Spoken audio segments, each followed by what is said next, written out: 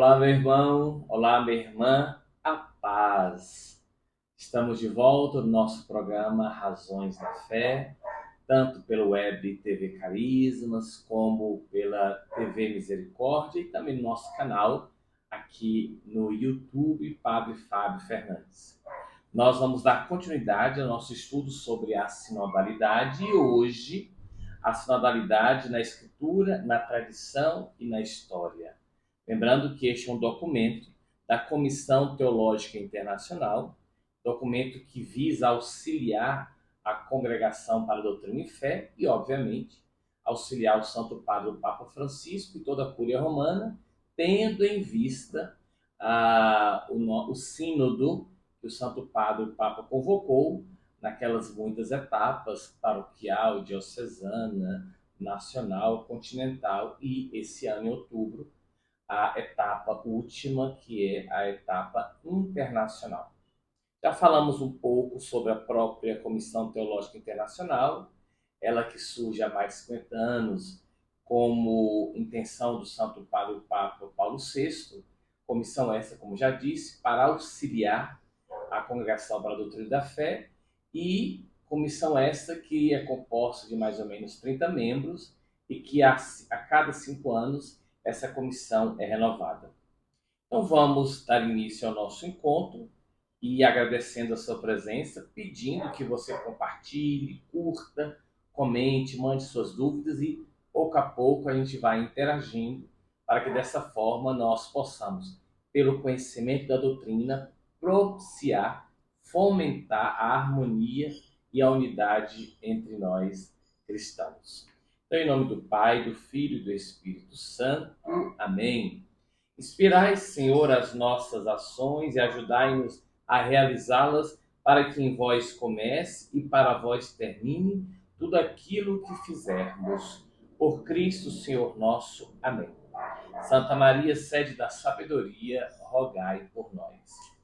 Esse documento, como já disse, é uma intenção, tem como intenção propiciar a harmonia e, sobretudo, dar uma estruturação ou uma fundamentação no que toca o aspecto bíblico, também da tradição e da história sobre a sinodalidade. Sobretudo, nos fazendo compreender que isso não é algo novo, algo do querer do Papa Francisco, mas é algo que está presente na estrutura da Igreja, na história da mesma, e que, sobretudo, vai ser refundado ou enfatizado a partir do Concílio Vaticano II, tanto nas pessoas do Papa João XXIII, mas, sobretudo, na pessoa do Papa Paulo VI, ele quem vai fundar ou readmitir ou reorganizar a instituição, o Sínodo dos Bispos. E a sinodalidade, então, será vista a partir da escritura, da tradição e da história. E aí nós vamos entender que as fontes normativas, né, que dão norte, que regem a vida sinodal da Igreja, atestam que no coração do desígnio divino de salvação resplandece a vocação à união com Deus e a unidade nele de todo o gênero humano que se cumpre em Jesus Cristo e se realiza através do ministério da Igreja. Qual é a intenção já presente no desígnio de salvação de Deus? A união. União esta que é uma vocação nossa, união com Deus e a unidade nele, em Deus, de todo o gênero humano que se cumpre em Jesus Cristo e se realiza através do ministério da Igreja. Lembremos de João 17, 21, que todos sejam um. É a oração sacerdotal do Senhor, apresentada no Evangelho de São João, no capítulo 17. Este é o desejo, que todos nós sejamos um. Apesar de nossas diferenças, apesar de nossas peculiaridades, apesar daquilo que nos diferencia, há muito mais que nos une e, sobretudo, um elemento que certamente é o elemento base de toda a nossa unidade, que é o próprio querer de Deus, que vai sendo insuflado em nós pela força do Espírito Santo. Tanto é que na Santa Missa a gente fala, né, bendito seja Deus que nos reuniu no amor de Cristo. É lógico que há um querer, há um esforço de cada homem e de cada mulher provocar a unidade, mas é querer de Deus e por isso que ele é bendito, porque ele nos congregou, nos reuniu no amor de Cristo. A gente lembra sempre aquela proposta do Catecismo da Igreja, que nós fomos feitos para a vivência comunitária.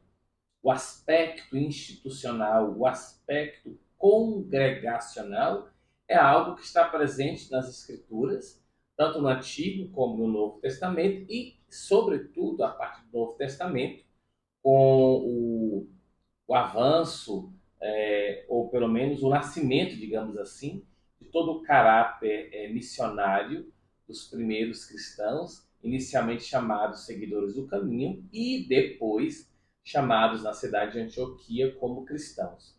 E aí nós vamos ver sobretudo as cartas de Paulo e também lá no livro do Apocalipse, né? Nós vamos vendo cartas endereçadas a comunidades muito específicas, comunidades que tinham toda a sua estrutura eclesial e que viviam a fé no Senhor Jesus. Diante disso, diante dessas fontes normativas que atestam o que está no coração do desígnio divino de salvação, nós vamos então observar o ensinamento da Escritura. O que nos diz a Escritura sobre a vivência sinodal, sobre este querer de Deus? E aí, quando falamos da Escritura, falamos os dois blocos, o Antigo e Novo Testamentos, ou o Primeiro e Segundo Testamentos, como alguns vão querer dizer, alguns biblistas, ou também Primeira e Segunda Aliança. E lembrando sempre que a Escritura será sempre o suporte sobre o qual o edifício teológico e eclesial vão surgir. Nós não podemos desenvolver a teologia sem fé, e a fé requer de nós a leitura, a meditação, a compreensão, o amor para a Escritura. Mesmo que às vezes aquela verdade de fé não esteja explícita nos textos bíblicos, os textos bíblicos serão sempre convocados, não, serão sempre necessários, serão sempre consultados para se entender, se compreender se aquilo corresponde ou não a este desígnio divino de salvação. Então, o Antigo Testamento atesta que Deus criou o ser humano, homem e mulher, à sua imagem e semelhança, como ser social, chamado a colaborar com ele, caminhando sob o signo da comunhão. Interessante, né? Deus quis um povo. Deus quis um povo e este povo ele vai ser expressão da aliança. Esse povo vai manifestar a ação de Deus, irradiar essa manifestação. E desde os primeiros instantes, Deus quis que este povo fosse signo, né, sinal de comunhão, custodiando o universo e orientando para a sua meta. Vamos ver aqui o livro do Gênesis, capítulo 1, versículo 26 a 28. Então, nós estamos aqui no início do texto bíblico e o início também da Torá, do Primeiro ou Antigo Testamento. Deus disse, façamos um ser humano à nossa imagem e segundo a nossa semelhança, que ele domine sobre os peixes do mar, as aves do céu, os animais domésticos, todos os animais na terra e tudo o que rasteja pela terra. E Deus criou o ser humano à sua imagem, a imagem de Deus o criou, homem e mulher os criou. E diz lá no versículo 28, e Deus os abençoou e disse-lhes, sede fecundos, e multiplicai-vos, enchei a terra e submetei-a. dominai sobre os peixes do mar, sobre as aves do céu, e sobre todo ser vivo que rasteja pela terra. Então, neste capítulo primeiro do Gênesis, e nesses dois versículos, nós vemos a vocação social. Nós não fomos feitos para o isolamento, nós não fomos feitos para uma realidade à parte, individualista. Não. Deus nos quis em comum união. Tanto é que o mistério da Trindade vai sendo revelado pouco a pouco, e em especial os cristãos vão entender que o seu Deus é modelo de comunhão, porque ele não deu sozinho. É um único Deus, mas que se revela e se manifesta em três pessoas distintas: Pai, Filho e Espírito Santo. Assim sendo, desde o princípio, o pecado incidia, né? Ele vai em cima a realização do projeto divino, infringindo a rede ordenada de relações na qual se exprimem a verdade, a bondade e a beleza da criação, e ofuscando no coração do ser humano a sua vocação. Lembremos também no Gênesis, lá a tentação posta de forma alegórica, né, no chamado Midrash, na boca da serpente, induzindo, né, insidiando, enredando as criaturas, no caso, os primeiros pais, Adão e Eva, a se voltarem contra Deus, a desconfiarem do amor de Deus. E isso vai atingir a verdade, a bondade, a beleza da criação e vai ofuscar no coração do ser humano a sua vocação. Notemos ser humano. Isso para que nós corrijamos uma ideia muito difundida e extremamente rasa e perigosa em dizer que foi a mulher a causa ou a origem do pecado original. Não, ambos eram livres, ambos cederam à tentação, ambos pecaram. E por isso que ambos, numa linguagem teológica, obviamente, né, ambos figuras das criaturas que somos nós, das criaturas humanas, feitas à imagem e semelhança de Deus, ambos são aqueles que foram os culpados e fizeram com que a natureza humana, por meio da natureza humana, fosse propagada essa culpa, e por isso nós nascemos com o sinal, né, a mancha, a nódoa do pecado original, daí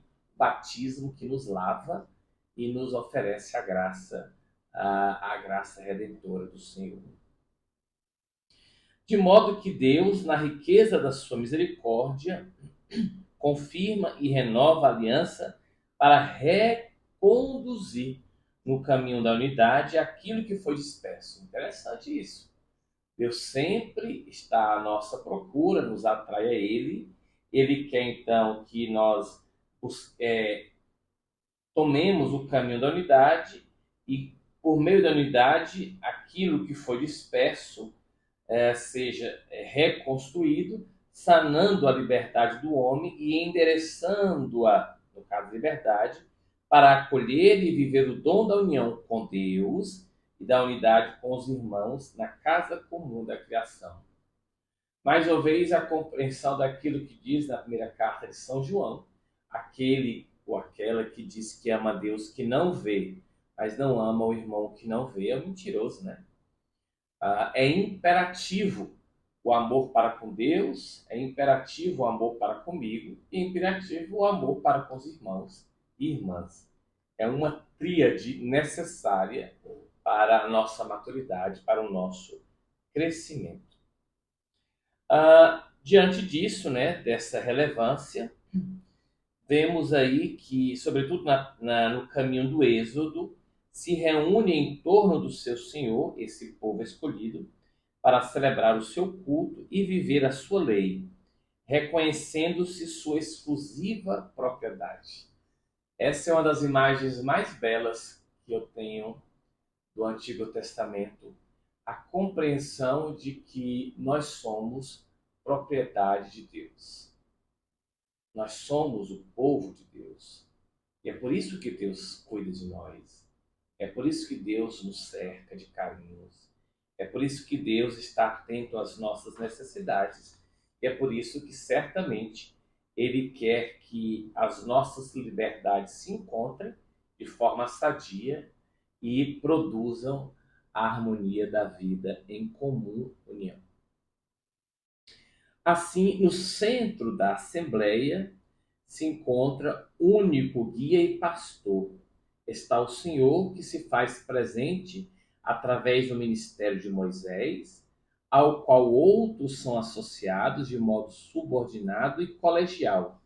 Os juízes, como estão presentes ali em Êxodo 18, 25 e 26, os anciãos, como está relatado em Números 11, 16 e 17, os levitas, como também está em Números 1, 50 a 51. Muito importante também isso, né? Há um povo e este povo traz elementos unificadores. A figura de Moisés, o libertador e o legislador, porque a lei veio para reconstruir o que havia perdido, né? Recompor o que havia disperso, e, sobretudo, a lei vai ser a estrutura sobre a qual a comunidade vai se firmar e se orientar para buscar essa unidade. Então, a lei dada por Deus prevê essa vida em comunidade. Então, a lei vai ajudar com que aqueles e aquelas que acolhem essa lei possam colaborar na construção deste povo que pertence a Deus. E esta realidade na figura de Moisés, ela vai ter seus desdobramentos e vai ser sempre necessária. Tanto a figura dos juízes, dos anciãos e dos levitas, será um colégio, né? Esse nome colegial, esse é um colégio que o povo vai recorrer para buscar ajuda, sobretudo no discernimento, e este mesmo colégio terá a missão de auxiliar os membros deste povo para que, mediante a luz da lei e, consequentemente, a luz da palavra, este grupo, este povo, possa sempre procurar estar naquilo que Deus propõe, naquilo que Deus oferece como norte na vida de fé. E essa Assembleia do Povo de Deus compreende não só os homens, como está lá em Êxodo 24, mas também as mulheres e as crianças, também os forasteiros, como está presente no livro de Josué, capítulo 8. Assim sendo, meus irmãos e irmãs, a mensagem dos profetas inculca, né, coloca na mente e coração do povo de Deus a exigência de caminhar ao longo das adversidades da história em fidelidade à aliança. Ao longo das adversidades da história em fidelidade à aliança.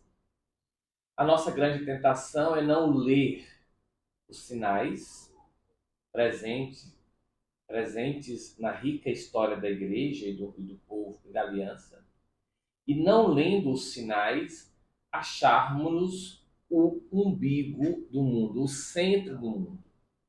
E aí começamos a criar núcleos que são muitas vezes movidos por um partidarismo, por um sectarismo, por um processo quase que de eleição distinta das pessoas. Isso é um grave perigo. Daí que nós precisamos nos ver no lastro do tempo, nos olhar a nossa fé dentro de todo o processo de comunhão que nasce lá com o pai Abraão, depois com, com os patriarcas Abraão, Isaac e Jacó, depois a figura de Moisés, depois o próprio Josué, que governa o povo atravessando o Jordão para chegar na Terra Prometida, e, obviamente, toda a escola dos profetas, dos homens e mulheres de Deus.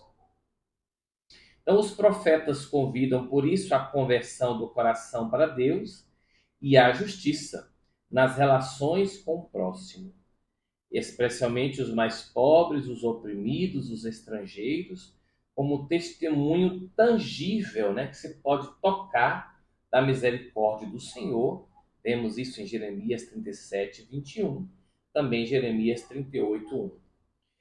Para o mundo judaico, ou o mundo presente no primeiro ou Antigo Testamento, ou Primeira Aliança, há as chamadas classes dos três pobres do povo de Deus, né? Os anauins, os restos, que são as viúvas, os órfãos e os estrangeiros. Isso não é novo. Essa preocupação com os pobres, com os excluídos, com os não favorecidos, com aqueles que não são inseridos nas oportunidades que a vida social oferece, sempre esses e essas sempre terão de Deus um olhar, uma atenção, um carinho. Isso não é novo. E a igreja, sobretudo a partir de Cristo modelo, a igreja também vai se preocupar com isso. Isso não é novidade e isso nunca poderá se apagar, nunca.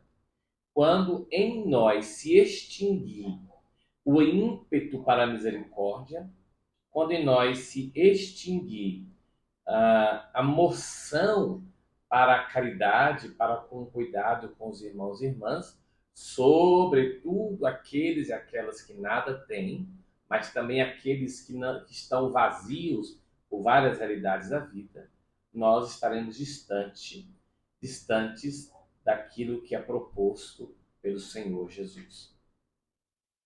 Assim sendo, em Deus, Deus promete que nele, que ele vai doar um coração e um espírito novos, como vai dizer o profeta Ezequiel, né? Tirar de nós o coração de pedra e colocar em nós um coração de carne, um coração capaz de ser sensível, um coração capaz de ser atento às necessidades do outro, quer sejam necessidades materiais ou existenciais.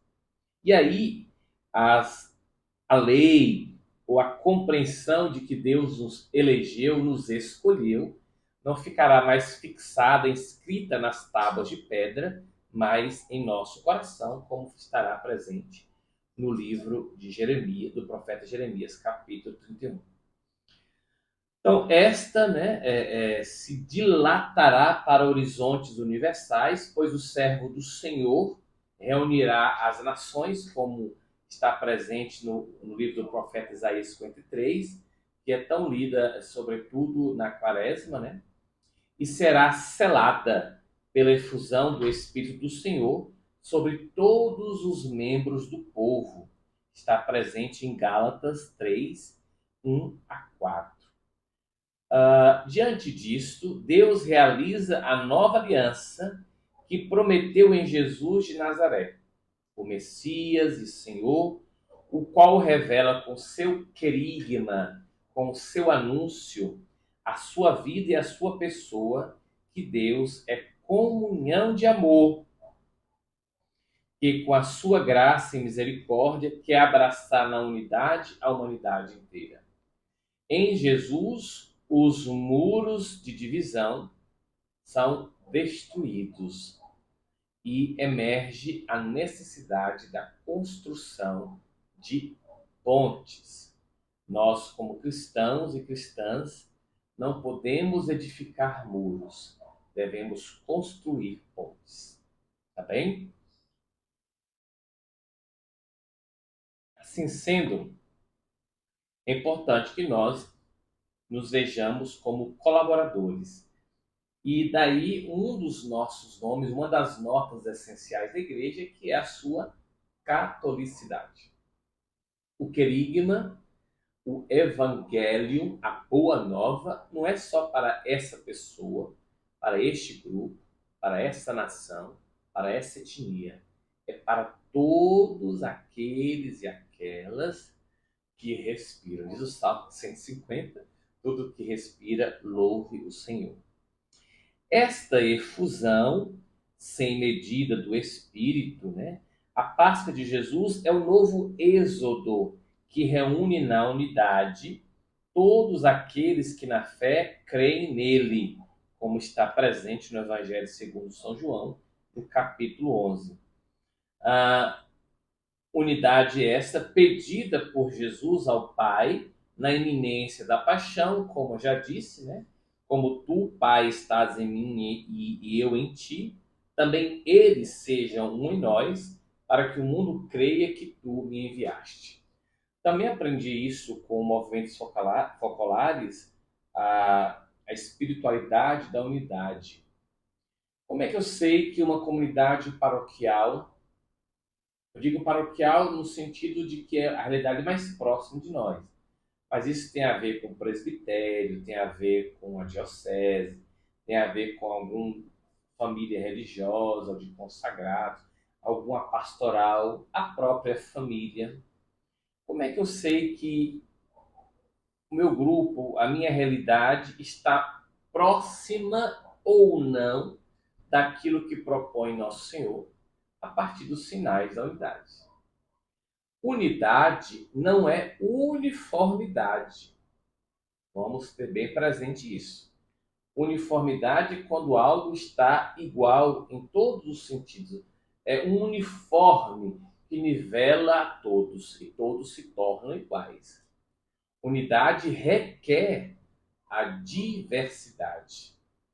Nós temos aqui pessoas, neste momento, eu, Padre Fábio, temos o Fabrício Amorim, temos a Cássia Letícia, somos três pessoas distintas, mas congregadas no intuito, unidas no intuito de propiciar esse momento de reflexão para que chegue até você e você está unido a nós. Por isso, compartilhe, comente, curta, divulgue esse nosso programa que tem como intenção falar sobre a doutrina da Igreja nessa perspectiva de promover a harmonia e unidade. Pois bem, então é Jesus quem pede.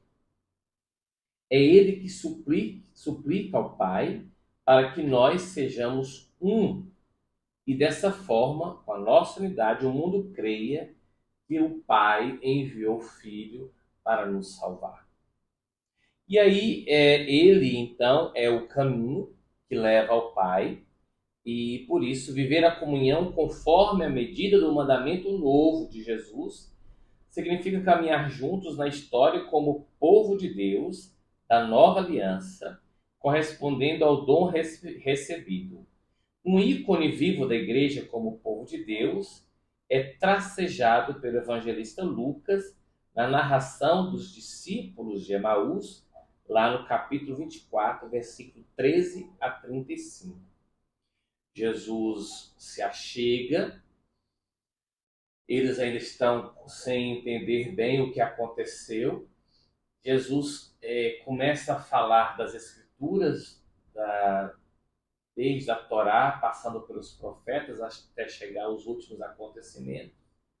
E na fração do pão, que é o elemento agregador da comunidade, ele então se revela e eles entendem, né, que o Senhor está vivo. E dizem aquilo, né, o coração estava ardendo e por isso mesmo voltam e anunciam aos apóstolos e procuram então conviver na comunidade apostólica. O Novo Testamento faz uso de um termo específico para exprimir o poder de comunicar a salvação que Jesus recebeu do Pai e que na força, né, de dinamis do Espírito Santo exercita sobre todas as criaturas. E essa palavra é exousia, autoridade, poder. E é interessante, já falei isso aqui no nosso programa, a ideia de hierarquia não é tanto como um poder sagrado, mas como origem sagrada. Então, os nossos pastores são nossos pastores não porque eles trazem consigo um poder, mas porque o Senhor quis. A origem é sagrada, o querer é sagrado, a intenção é sagrada, a instituição é sagrada. De modo que, se o povo da primeira aliança vivia sob o regime da doce submissão a Moisés e àqueles que viviam colegialmente, juízes, anciãos, levitas, e depois na figura do rei, também no mundo do Novo Testamento, da Segunda Aliança, gradativamente a compreensão da figura dos apóstolos e dos seus sucessores, que terão, como vai dizer Paulo na primeira e na segunda carta a Timóteo, esses sucessores dos apóstolos terão como missão proteger a fé. E aí, para com eles, uma doce submissão. E mesmo que haja atritos, que somos seres humanos, haja conflitos, que nós possamos nos abrir à humildade e dessa forma viver a santidade e aguardar que Deus haja em favor do seu povo, consequentemente de sua igreja. Então, essa autoridade, ela existe porque a sua origem quis. E a sua origem sagrada é o querer do Senhor. Então, esta autoridade consiste na comunicação da graça que torna filhos de Deus. Bonito, né? Filhos de Deus. Está no Evangelho de São João, capítulo 1. Vamos ouvir lá? João 1, capítulo 1, versículo 12. É lá que diz: a quantos, porém, a receberam, deu-lhes poder de se tornarem filhos de Deus, os que creem em seu nome. Os que creem em seu nome. Pois bem, sigamos. Essa comunicação, né, gera filhos, a crença no nome do Senhor Jesus. Diante disso, essa tal autoridade, os apóstolos recebem do Senhor ressuscitado, que os envia para ensinar as nações, batizando-as em nome do Pai, do Filho e do Espírito Santo, e ensinando-lhes a observar tudo o que ele mandou. A observar tudo o que ele mandou. Está em Mateus 18, 19 e 20. Dela, né, dessa autoridade, são feitos partícipes, em virtude do batismo, todos os membros do povo de Deus que, tendo recebido a unção do Espírito Santo, 1 João 2, são instruídos por Deus, João 6, e guiados à verdade plena, João 16. Padre, nesse caso, o norteador da nossa vida será a verdade. Ok. Só que a verdade não é um elemento abstrato. Não, a verdade é uma pessoa. A verdade tem rosto, tem nome, Jesus. E foi o próprio Jesus, caminho, verdade e vida, quem quis, quem desejou constituir para a sua carral, para o seu grupo, para a sua comunidade de fé, um componente de autoridade que mantém essa estrutura unida. Se entre esses membros queridos por Deus e que a igreja vai, no decurso dos séculos, vai inserindo e propiciando a chamada sucessão apostólica, Se entre esses existem homens que não vivem em consonância com a verdade, ou seja, com o encontro com Cristo, nós não podemos deliberadamente entrar em posição beligerante, em desenvolver estruturas de contestação, estrutura de dissensão. Lembremos o documento Instrução sobre a Vocação Eclesial do Teólogo. Esta é a cultura católica. A cultura católica é uma cultura colegial. Podemos falar, sim. Há instâncias na vida eclesial para que falemos. Os tribunais eclesiásticos, os superiores. E o grave problema é quando lançamos no ar ou fazemos propagar no mundo digital essas nossas queixas e contestações, fazendo com que nós critiquemos aqueles e também aquelas que não vivem segundo a verdade, como se fosse uma coisa à parte. Não vou ser submisso, eu não vou ser obediente, porque aquela pessoa não está vivendo a verdade. Só que a verdade quis que aquela pessoa exercesse o ministério da conciliação, do congraçamento, da reunião. E aí, meus irmãos e irmãs, é o discernimento que deverá nos levar a subir a escada da santidade, cujo primeiro degrau é a humildade. Bom, diante disso, né, dessa autoridade dos apóstolos, nós vamos vendo que a autoridade do Senhor ressuscitado se exprime na igreja por meio da pluralidade dos dons espirituais ou carismas, e que o Espírito distribui ao seio do povo de Deus para a edificação do único corpo de Cristo. Então, tudo na igreja é para o bem de todos, o bem desse corpo. E aí vai dizer, tomando a primeira carta de Paulo aos Coríntios, capítulo 12, e também a carta de Paulo aos Efésios, capítulo 4, vai fazer uma estruturação de quem exerce essa autoridade dada pelo ressuscitado. Vamos entender um pouco. O primeiro lugar entre eles é o dos apóstolos, dentre os quais uma função peculiar e preeminente é atribuída por Jesus a Simão Pedro. Pedro será escolhido como chefe da comunidade apostólica. Pedro, a ele será dado este papel, né, de ser a testemunha ocular, aquele que fala em nome da comunidade.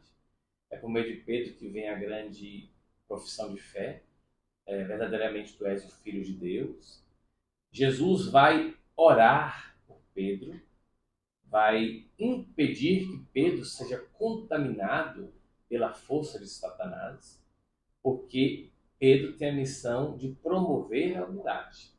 Nós vamos ver depois, em outros momentos, que a igreja de Roma, na qual Pedro e tantos cristãos morreram, tornar-se-á a igreja de destaque. Não porque é a sede do império ou porque existem templos luxuosos, não. É porque ali viveu, nos seus últimos momentos, foi bispo daquela comunidade e morreu ali, dando sua vida pelo Senhor, o Papa, aquele que já era, que se tornou o elemento unificador visível da comunidade cristã. Então, os apóstolos, eles têm essa proeminência, né? Depois, dentre eles, a figura de Pedro, o ministério de guiar a igreja na fidelidade ao depósito fidei, como diz 1 Timóteo 6 e também 2 Timóteo 1. Mas esse termo sobre autoridade e também o termo de dinâmica evoca também a gratuidade e a multiformidade da livre iniciativa do Espírito, que a cada um concede o próprio dom em vista da utilidade comum. Eu já fiz menção a esse livro, estou terminando de ler, São João da Cruz, desse padre, Jesus Ballester. Ele vai falar justamente sobre isso, né? Dentro da teologia mística, que é um outro curso que depois eu desejo fazer com vocês. Ele vai falar isso, que Deus dá os dons a quem Ele quiser. E nós não podemos ter inveja. Digamos que Fabrício levite e eu não. Deus quis que ele levitasse. O que eu vou fazer? Seguir no meu cotidiano, né? Seguir no meu cotidiano. Então, Deus sabe o que é melhor para o bem do corpo místico, que é a igreja. Assim sendo, sempre na lógica da mútua submissão e do mútuo serviço, como diz lá 1 Coríntios 12, 25. Porque o dom supremo e regulador de todos é a caridade. Já falamos aqui sobre a correção fraterna, que segue naqueles 3 passos, né? Chamar a pessoa na caridade, conversar com ela, buscando ali no anonimato conquistar a pessoa por essa correção. Depois chamar, se for o caso, 2 testemunhas para também tentar resolver aquele âmbito mais discreto. E se não, levar à igreja. Levar à igreja não é levar à exposição pública, não. Aqui a igreja são os membros do colégio apostólico. Levar ao superior e entregar para Deus. Você fez sua parte, mas nunca expor alguém. E, sobretudo, fazendo recortes, porque é muito fácil julgar alguém a partir do meu ponto de vista. A reflexão, a análise, a hermenêutica, a interpretação requer de mim que eu veja, né, a partir do meu ponto, mas que eu tenha a humildade e também a caridade de ver o ponto do outro, de perceber qual foi o texto e o contexto daquela realidade. Assim sendo, sempre o dom supremo e regulador é a caridade. No livro dos Atos dos Apóstolos, né, lá os Atos atestam alguns importantes momentos no caminho da igreja, e chamada Igreja Apostólica, porque os apóstolos ainda estavam vivos, e a partir dele e da expansão da igreja é que virá a chamada sucessão dos apóstolos. É chamado exercício comunitário do discernimento da vontade do Senhor ressuscitado. Não há...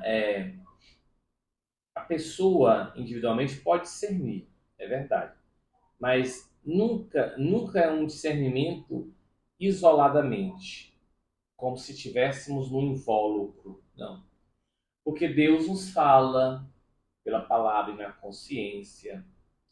Deus nos fala pelo aconselhamento de alguém mais experimentado na fé, alguém mais avançado em idade, pelos pastores.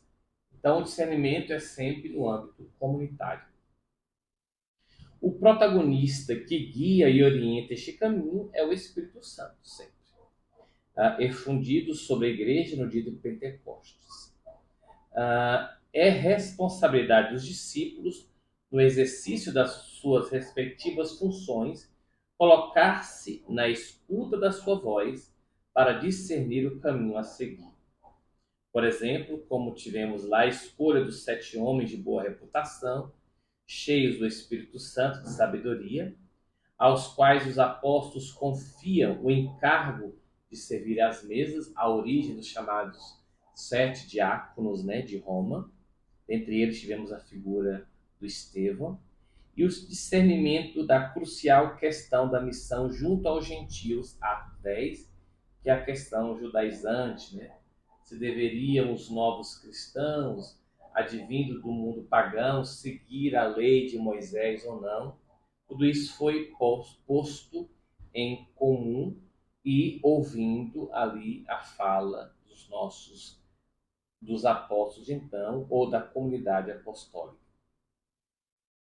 Tal questão, se deveria ou não assumir a lei mosaica, foi tratada naquele que a tradição chamou Concílio Apostólico de Jerusalém, que está presente em Atos 15 ou em Gálatas 2.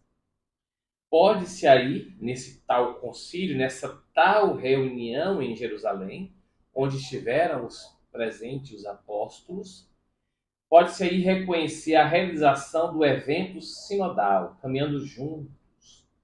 Este evento, ao longo do século, será interpretado como a figura paradigmática, como modelo dos sínodos celebrados pela Igreja. E, mais uma vez, o paradigma, o modelo, requer de nós a docilidade, a atenção ao que fala os nossos pastores, e lembrando que o Espírito fala por eles, porque o divino fundador da igreja quis constituir este grupo para tal missão. E aí, então, a comunidade de Antioquia, né, decide dirigir-se aos apóstolos e aos anciãos, escutam tudo aquilo e, sobretudo, ao testemunho respeitável e à profissão de fé de Pedro. Assim sendo, queridos irmãos e irmãs, a sinodalidade se manifesta desde o início como garantia e encarnação da fidelidade criativa da Igreja, a sua origem apostólica e a sua vocação católica. Nada de entendermos o sínodo como algo da cabeça de uma pessoa, de um grupo, nada de acharmos que isso é diminuir a figura do bispo de Roma, no caso o Papa, nada de imaginar que isso poderá criar algum tipo de visão, ao contrário. A postura sinodal é eminentemente pneumatológica. A postura sinodal é eminentemente uma ação do Espírito Santo de Deus. E todos são atores no processo, ainda que diversificados sejam seu papel e a sua contribuição. Contudo, são interpelados em primeiro lugar os apóstolos, Pedro e Tiago, que tomam a palavra, e os anciãos, que exercitam com autoridade seu específico ministério. Isso é muito interessante porque já na comunidade apostólica, outras pessoas que não só os apóstolos também falavam, também eram escutadas. Também a essas pessoas era facultada a voz. E o que acontece? Ao ouvir a todos, no caso, a época, os apóstolos e hoje, os sucessores dos apóstolos, em comunhão com o bispo de Roma, que é o Papa, fazem a regimentação, a síntese e então expõem matérias a serem vivenciadas por todo aquele, por toda aquela que se entende como homem e mulher de fé, homem e mulher da igreja. Eu tenho um episódio, eu não vou dizer onde e nem vou dizer nomes, porque como a rede é tão assim expansiva, mas houve um momento em que eu estava numa situação e que quem tinha sido eleito, né, o Santo Padre, à época era o Papa Bento XVI. E aí estávamos no almoço e uma pessoa disse assim: eu não gosto desse Papa. O Papa Bento XVI, né? Tinha sido recém-nomeado. Eu não gosto desse Papa e, enfim, e não gosto, não concordo. Lembra da palavrinha concordar?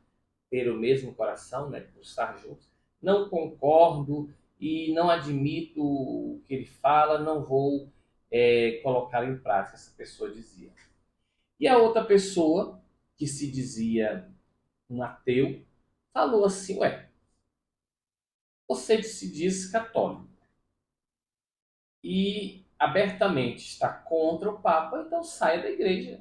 Você vai fazer muito bem, um bem maior do que ficar na igreja e ficar contestando e vivenciando esse espírito de animosidade. A pessoa se calou. É lógico. Tudo bem que eu, às vezes, não concorde com essa ou aquela postura, ou que essa postura não esteja muito próxima da minha natureza, da minha personalidade, da minha história, mas daí a levantar uma bandeira e criar confrontos, querendo me mostrar como alguém a ser o modelo e não submeter-me àquilo, àquela realidade que os sucessores dos apóstolos estão propondo, lembrando que eles trazem consigo um poder, não porque a constituição desse poder vem de realidades humanas, mas, sobretudo, em especial, porque este poder tem como raiz ou como fonte uma origem sagrada, então é melhor que eu saia. Porque este é o espírito da catolicidade. Torno a dizer, para que não entendam mal, todos nós podemos falar, todos nós podemos discutir, dialogar, é próprio da nossa inteligência, é próprio desse dom que Deus nos deu, a liberdade, a racionalidade. Mas chega um instante em que eu tenho que ponderar, e essa mesma razão vai me ajudar a entender o que eu devo fazer. E, sobretudo, na vida da humildade, buscar a santidade. E esta realidade posta na Escritura, na figura dos apóstolos, sobretudo, também estará presente nos testemunhos dos padres e na tradição do primeiro milênio. A perseverança, né, no caminho da unidade através da diversidade dos lugares, das culturas, das situações e dos tempos é o desafio ao qual o povo é chamado a responder para caminhar na fidelidade ao Evangelho, lançando a semente deste na experiência dos diversos povos. A sinodalidade se manifesta desde o início como garantia e encarnação da fidelidade criativa da Igreja, a sua origem apostólica e a sua vocação católica, como falamos há pouco. E vocação, então, essa se exprime de uma forma que é unitária na substância, mas que aos poucos se explicita à luz da atestação escriturística no desenvolvimento vivente da tradição. Portanto, esta forma unitária conhece diferentes expressões de acordo com os diversos momentos históricos e no diálogo com as diversas culturas e situações sociais. Fantástico isso.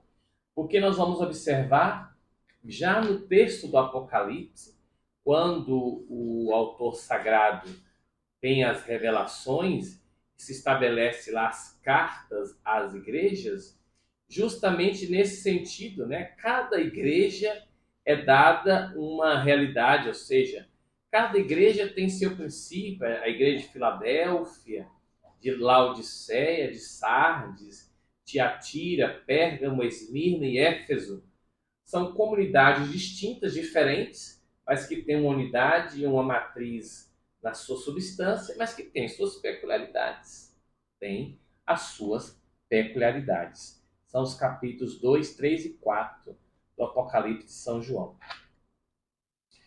No início do século II, o testemunho de Inácio de Antioquia descreve a consciência sinodal das diversas igrejas locais e solidamente se reconhece a expressão da única igreja. Eu pedi aqui ao jovem Fabrício que pega ali o livro número, acho que é 2 ou 3 da coleção verde ali, é dos Paris. É só para mostrar um pouco esses textos, que são os padres apologistas, obrigado. Dentre eles temos tantos outros. Pega o número 3, por favor. os padres apologistas, são os padres de pega o número 1 também. Justino de Roma, temos os padres apologistas, aqueles que defendem a Carta de Ogneto, Aristídeos de Atenas, e temos os padres apostólicos, são aqueles que estão ali bem próximos e que alguns até conheceram os apóstolos, dentre eles o próprio Inácio de Antioquia. Ele descreve as comunidades como o bispo sendo o pai, né? O colégio dos presbíteros é o conselho do bispo, os membros da comunidade. Então, desde o início da igreja, século II, III, essa é a figura. E o episcopado é aquele do qual o indivíduo é mantido como uma parte sólida. Então, os bispos serão sempre o elemento da unidade naquela igreja particular. E desde sempre vimos que a Igreja de Roma terá sempre essa primazia, esse foco especial entre todas as igrejas de então. E vamos vendo, sobretudo na questão de que em 325 celebra-se em Nicéia o primeiro concílio ecumênico, convocado pelo imperador, e já ali tem como legado a figura do bispo de Roma. E depois a compreensão de que ele será o elemento unificador. E isso vai perpassando e vai sendo o modus procedendi, ou seja, como a igreja vai operando, sempre compreendendo que se refaz a tradição apostólica e nos seus procedimentos concretos pelo contexto cultural em que ocorrem.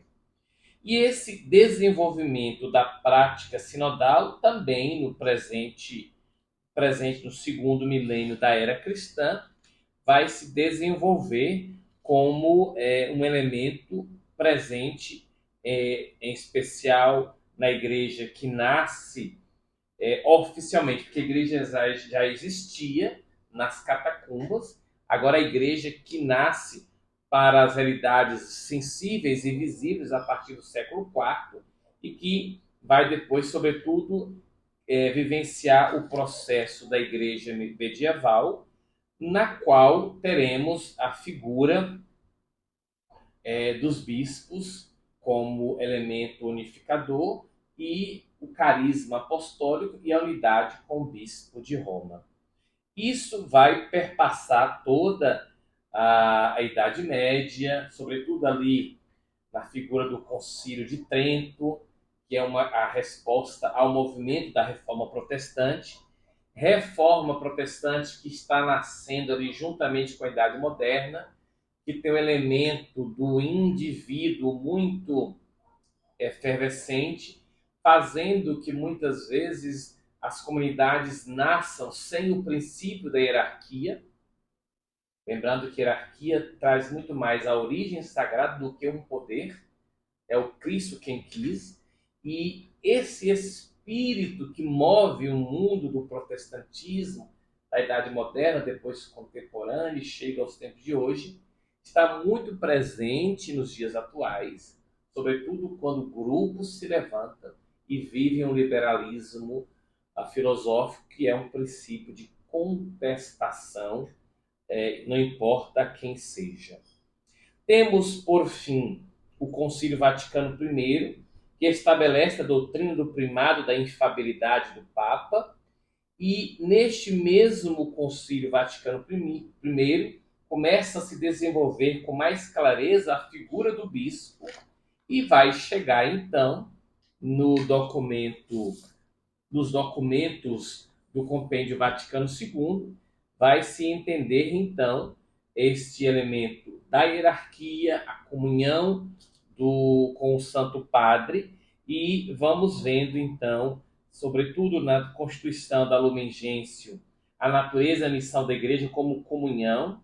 No decreto Christus Dominus, coloca em evidência a subjetividade da Igreja particular e solicita os bispos a exercitar o cuidado pastoral da Igreja a eles confiada em comunhão com o presbitério, servindo-se da ajuda de específico senado ou conselho de presbíteros e formulando o convite para que em cada diocese se constitua um conselho pastoral, do qual façam parte presbíteros, religiosos e leigos, em vista da revitalização da prática sinodal no tocante à Igreja Universal. O beato Paulo VI institui o Sínodo dos Bispos. Trata-se de um conselho permanente de bispos para a Igreja espalhada em todo o mundo. Pois bem, concluímos aqui lembrando que sim, o Sínodo é uma realidade presente nas Escrituras, presente tanto no Antigo como no Novo Testamento. É uma prática da comunidade apostólica, desde os Atos Apóstolos nós vemos isso. Depois os padres apostólicos, os padres apologistas e os demais santos padres que vão desenvolvendo a estrutura teológica da igreja, até chegar ao Concílio Vaticano II, nos fazendo compreender esse elemento da sinodalidade, elemento este proposto pelo Papa São João Paulo II na virada do milênio, né? E que agora o Papa Francisco chama mais uma vez a comunidade cristã, católica, a viver esse aspecto de unidade e a sermos todos nós testemunhas disso. Que todos sejam um.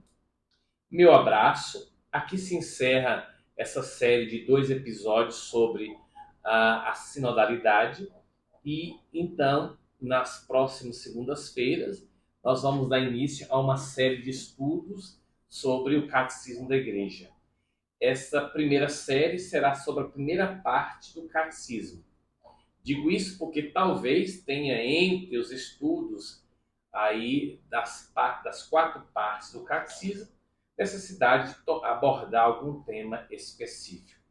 E também teremos, não aqui pela TV Misericórdia, nem pelo Web TV Carismas, mas lá no meu canal, Padre Fábio Fernandes, no canal no YouTube, outra série que também estamos organizando, que é uma série de estudos sobre a história da filosofia. Muito obrigado, que Deus te abençoe, vamos juntos rezar. Ave Maria, cheia de graça, o Senhor é convosco. Bendita sois vós entre as mulheres. Bendito é o fruto do vosso ventre, Jesus. Santa Maria, Mãe de Deus, rogai por nós, pecadores, agora e na hora de nossa morte. Amém. Que Deus nos abençoe, Pai, Filho e Espírito Santo. Amém. Grande abraço. Até breve, se Deus quiser.